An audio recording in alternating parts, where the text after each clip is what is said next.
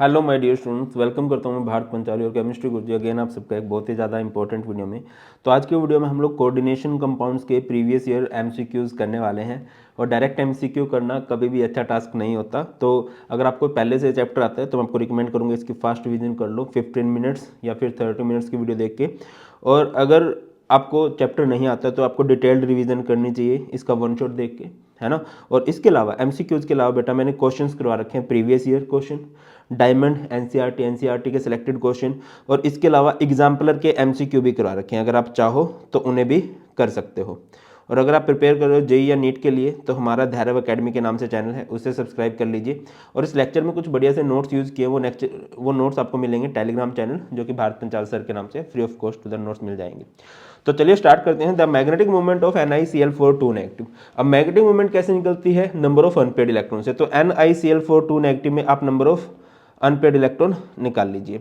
तो कैसे निकाल लोगे? निकल को x मान लोगे, Cl कितने हैं 4, Cl पे चार्ज कितना होता है -1 is equal to -2, x minus का 4 उधर जाएगा, 4 - 2 x इज इक्वल टू 2 आ गया। तो निकल पे चार्ज कितना आ गया? x इज इक्वल टू 2 आ गया। निकल पे चार्ज आ गया 2+। तो निकल का एटॉमिक नंबर 28 होता है। 28 के हिसाब से अगर आप करोगे Ar 18 4s 0 3d 8, यहाँ पर s में 2 होता है बट 2+ है मीन्स 2 माइनस करेंगे। अब d में 8 इलेक्ट्रॉन फिल कर दो, 1 2 3 4 5 6 7 8। तो यहाँ पर अगर आप देख पा रहे हो 2 अनपेड इलेक्ट्रॉन है। मैग्नेटिक मोमेंट अगर आपको निकालनी है तो mu is equal to √n into n plus 2, where n is number of unpaired. कितने हैं? 2, 2 इंटू 2 + 2, तो 4√8 bm आ जाएगा। अब देखिए आपको अनपेयर्ड देखने हैं। अगर एक अनपेयर्ड है ना तो वो लगभग 2 को अप्रोच कर रहा होगा।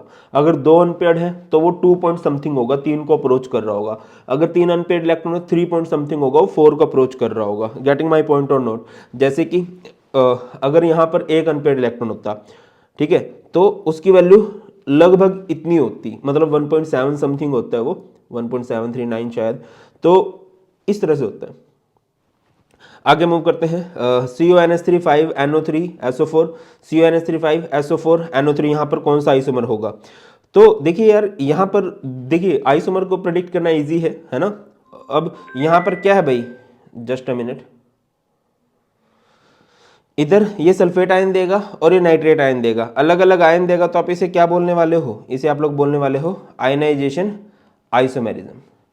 ठीक है, आगे मूव करते हैं। नेक्स्ट है, in which of the following does the central metal atom exhibit an oxidation state of +3। तो ऑक्सीडेशन स्टेट निकाल लोगे आप लोग। मैं डायरेक्ट आंसर पे जाता हूँ या एक आध और ट्राई कर दूंगा। जैसे मैं इसको ट्राई करता हूँ, CO को x मान लेंगे, NH3 कितने हैं 4, NH3 पे 0 चार्ज होता है, is equal to +2, x is equal to कितना आ जाएगा +2। या फिर इस केस को देखो, Fe को क्या मान लोगे? सेंट्रल मेटल एटम वो होता है जो स्फीयर के अंदर पहला है, वो डी ब्लॉक वाले जनरली।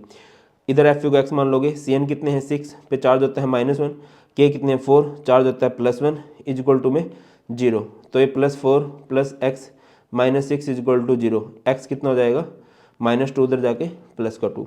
तो मैं डायरेक्ट आंसर पे आता हूँ। Fe है, Fe को x मान लोगे, C2O4 3 है, C2O4 इज ऑक्सालेटो और ऑक्सालेटो पे चार्ज होता है -2 इज इक्वल टू में इस पूरे पे चार्ज कितना है -3, x 3 इंटू -2 -6, उधर जाके +6 हो जाएगा, 6 - 3, तो यहाँ से 3 आ जाएगा। So answer is FeC2O4 thrice 3 negative. Next question है, what type of isomerism is shown by the following pair of complexes. देखिए अगर 2 कोऑर्डिनेशन स्फीयर दिखाई दें, उनमें अलग अलग सेंट्रल मेटल एटम में अलग अलग लिगेंड है, तो वहां पर आप लोगों को कौन सा आइसोमेरिज्म देखने को मिलेगा भैया? कोऑर्डिनेशन आइसोमेरिज्म देखने को मिलेगा।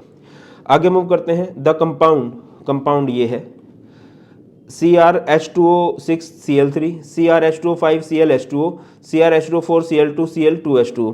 यहाँ पर कौन सा आइसोमर है? तो देखिए अगर नंबर ऑफ वाटर मॉलिक्यूल कम ज़्यादा हो जाए as ligand as counter ion, तो वहाँ पर आप लोग बोलते हो कि हाइड्रेट आइसोमेरिज्म है। यहाँ पर देखो जैसे बाहर एक भी H2O नहीं है, यहाँ पर एक H2O, यहाँ पर 2 H2O है। और अगर H2O एज लिगेंड की बात करें तो पहले 6 हैं, फिर 5 हैं, फिर 4 हैं, तो H2O एज लिगेंड डिफरेंट हो रहे हैं। तो उस तरह के आइसोमर को हम लोग क्या बोलते हैं बेटा जी? हाइड्रेट आइसोमेरिज्म बोलते हैं। Optical isomerism is not shown by the complex. Optical isomerism के लिए 2 कंडीशन होती हैं, कोऑर्डिनेशन नंबर 6 होना चाहिए और कम से कम एक बाइडेंटेंट लिगेंड होना चाहिए। तो ये सारे ही कॉम्प्लेक्स इन कंडीशन को सेटिस्फाई कर रहे हैं, फुलफिल कर रहे हैं। तो फिर तो बेटा यहाँ पर अगर आप देखोगे तो हमारी जो ट्रांसफॉर्म होती है वो सर कैसे, समझिए। आप इसका स्ट्रक्चर बनाओगे CO, Cl, Cl, En, En, है ना, और इस पे चार्ज कितना आ जाएगा, पॉजिटिव। अब जब आप इसकी मिरर इमेज बनाओगे ना तो इसकी सेम मिरर इमेज बनेगी, जबकि ऑप्टिकल आइसोमर के लिए non super imposable mirror image बननी चाहिए, तो ये ऑप्टिकल आइसोमरिज्म शो नहीं करेगा। अगला क्वेश्चन है विच of the following complex is a chelate complex. Chelate complex क्या होता है, जिसमें कोई बाइडेंटेंट लिगेंड पॉलीडेंटेंट लिगेंड एक रिंग बनाता है और उस कॉम्प्लेक्स को एक्स्ट्रा स्टेबिलिटी प्रोवाइड करेगा। नेक्स्ट है विच of the following coordination compound exhibit linkage isomer. Linkage isomer के लिए जरूरी कंडीशन क्या है कि वहाँ पर एम्बिडेंटेंट लिगेंड होना चाहिए, तो एम्बिडेंटेंट लिगेंड अगर आप देखते हो सिर्फ इस केस में है, ठीक है। आगे मूव करते हैं। Next which of the following is a polydentate ligand. Polydentate का एक बढ़िया सा एग्जाम्पल क्या है भैया, EDTA4 negative, ethylene diamine tetraacetate ion, और ये एक हेक्साडेंटेट लिगेंड होता है, इसके अंदर 6 डोनर एटम होते हैं। अगर आप इसका प्रॉपर स्ट्रक्चर बनाओगे कुछ इस तरह से बनेगा, CH2 CH2 N N, फिर इधर CH2 C negative, CH2 C negative, CH2 C negative, CH2 C negative, ठीक है ना। तो वो नेगेटिव मीन्स भी दिए जाएंगे और नाइट्रोजन के ऊपर लोन पेयर हैं तो वो भी दिए जाएंगे, तो यहाँ पर इसकी डेंसिटी 6 हो जाती है। नेक्स्ट है the formula of the complex iron 3। ये अच्छा क्वेश्चन है, NCERT का क्वेश्चन है ये।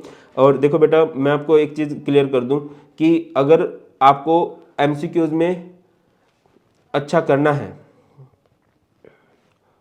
तो कैसे करोगे भाई, अगर आपको MCQs में अच्छा करना है तो आपको कंसेप्ट अच्छे होने चाहिए, हर एक चैप्टर के लिए मैं बोल रहा हूँ।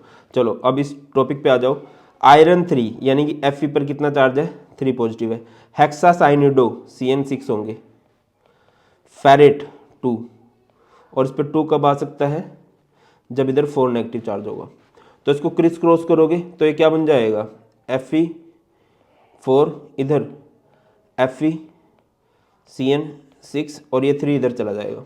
पता ना बेटा, ये देखिए आयरन 3, तो आयरन 3 है, हेक्सा यानी 6, साइनो CN6 हो गया, फेरेट Fe, और 2 कब बनेगा, जब इस पे -4 चार्ज हो। फिर आपने इसको क्रिस क्रॉस कर दिया तो इसका फाइनल आंसर बनेगा दिस वन।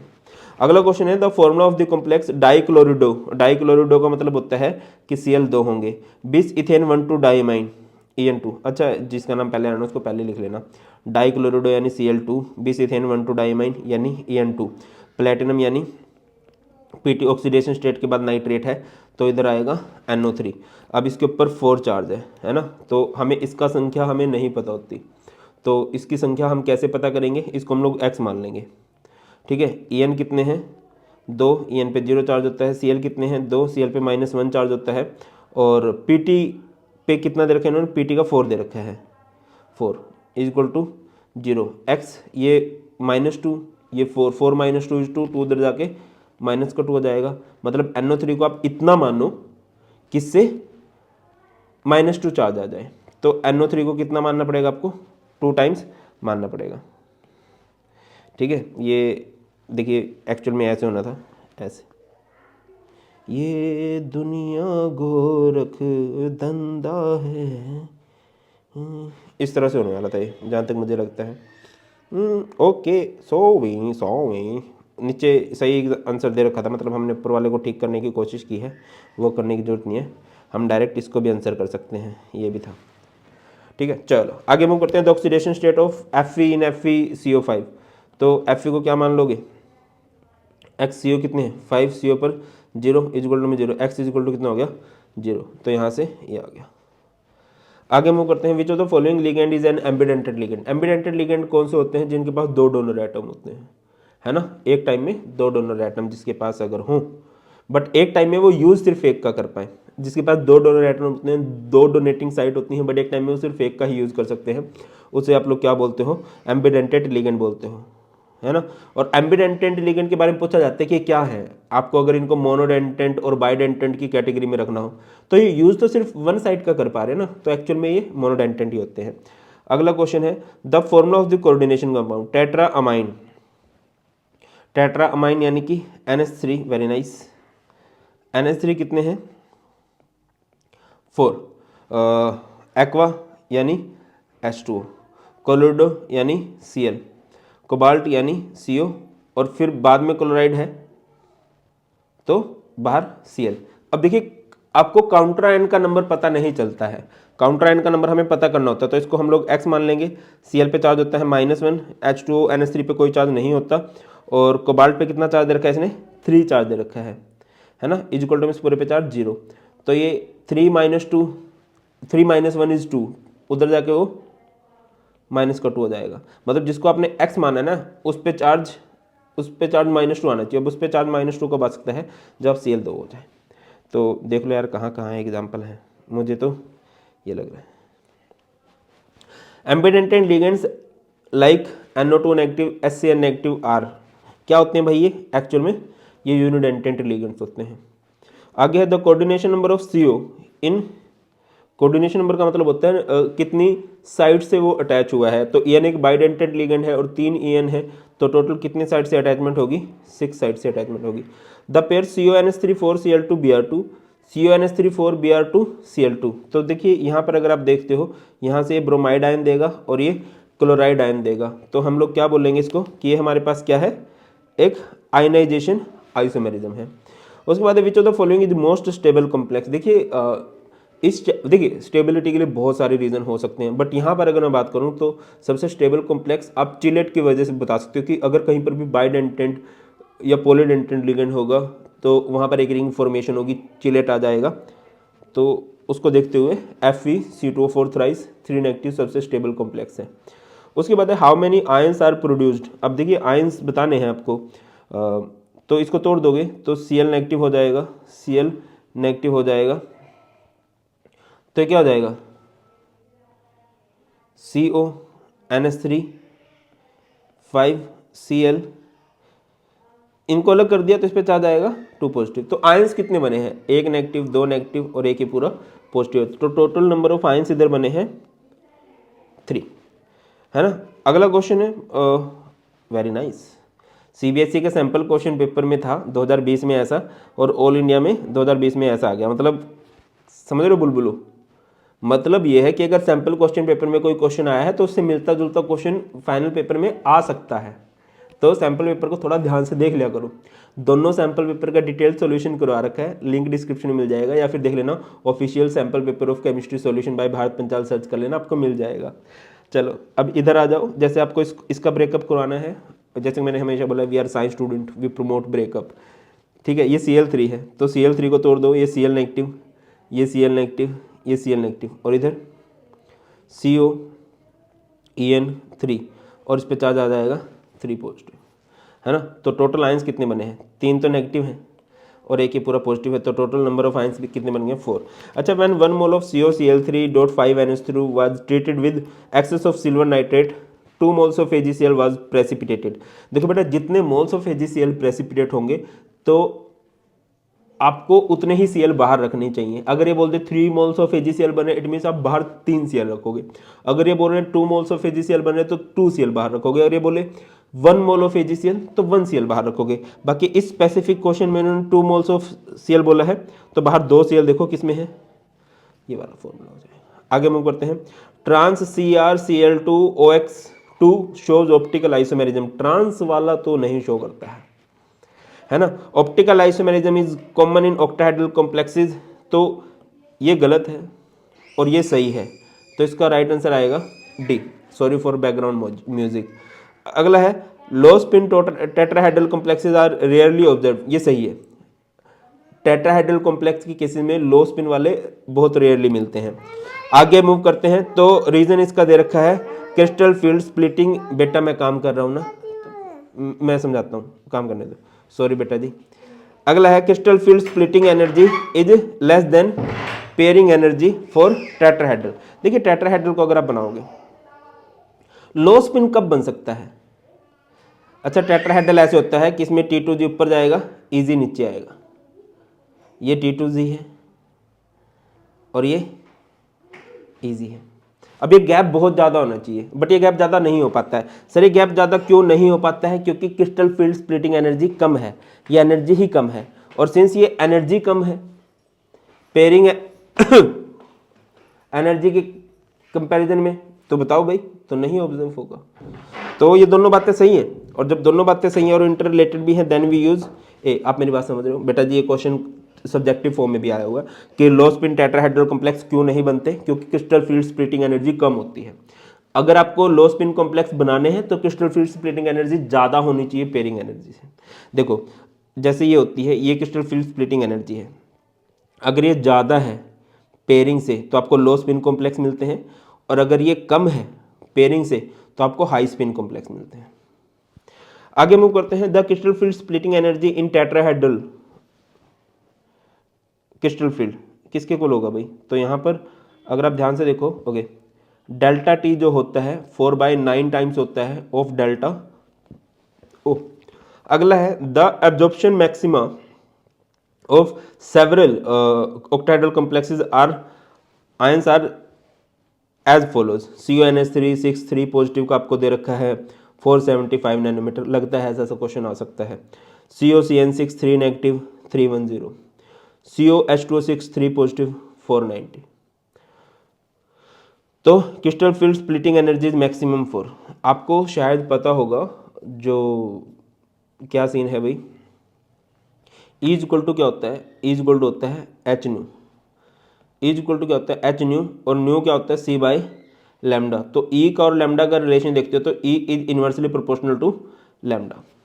तो आपसे पूछा गया किसकी एनर्जी मैक्सिमम होगी? जिसकी लैम्डा सबसे कम होगी, और लैम्डा सबसे कम किस केस में है? इस केस में है। तो यहाँ पर इसकी मैक्सिमम होगी, और मिनिमम किसकी होगी भाई? आई थिंक H2O वाले की, है ना। चलो अगला क्वेश्चन है the CFSE of COCl6 3 negative. बेटा एक क्वेश्चन आया हुआ है, पता नहीं सिर्फ एक ही बार क्यों दिया है, आया हुआ है ये क्वेश्चन कई बार, सब्जेक्टिव फॉर्म में भी आया हुआ है। Is 18,000 centimetre inverse. अब बताइए आपको डेल्टा टी निकालना है। डेल्टा टी क्या होता है? 4/9 times of delta O. 4/9 delta O कितना दे रखा है? 18,000, तो ये कितना हो जाएगा? 2,000, तो हो जाएगा 8,000 सेंटीमीटर इनवर्स।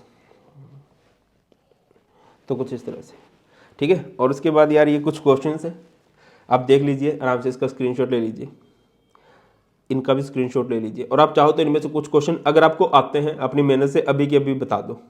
ये भी है, और इस साइड में मैंने इनके आंसर लगा दिए सो दैट कि अगर आप खुद से प्रैक्टिस करने लगो तो खुद से प्रैक्टिस करके हो जाए।